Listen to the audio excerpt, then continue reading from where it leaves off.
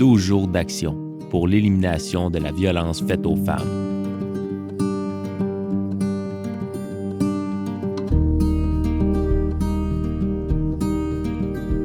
Bonjour, mon nom est Sébastien Lemire, député d'Abitibi-Témiscamingue.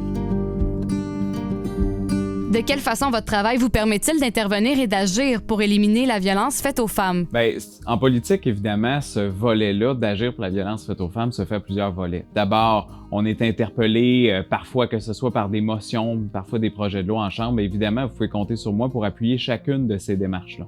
C'est tellement un sujet qui est important et qui est sensible, dans lequel il faut faire changer les mœurs, les mentalités. Il faut être capable de pouvoir, en quelque part, aussi rentrer dans la tête des gens pour leur nommer que la violence n'est jamais une solution.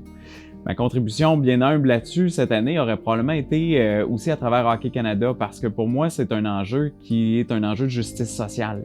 Quand on voit des femmes qui sont victimes et qui n'ont pas les moyens de porter plainte, c'est quelque chose qui me choque énormément.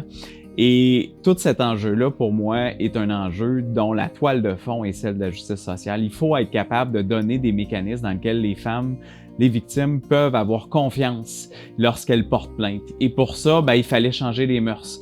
La prochaine étape, pour moi, c'est tout aussi de s'adresser dans l'ensemble des sports, de pouvoir trouver des solutions dans lesquelles on va avoir aussi des meilleurs enseignements des mœurs, de pouvoir nommer l'enseignement du consentement.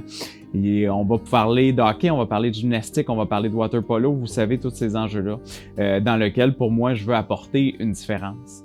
En tant que père de famille, pour moi, c'est aussi l'éducation que je donne à mes garçons, puis j'espère qu'eux vont avoir compris le message qu'on va avoir tenté de donner à l'ensemble de la population du Québec, du Canada, pour dire que maintenant, en 2022, puis pour les années à venir, c'est inacceptable, la violence en général, particulièrement celle face aux femmes.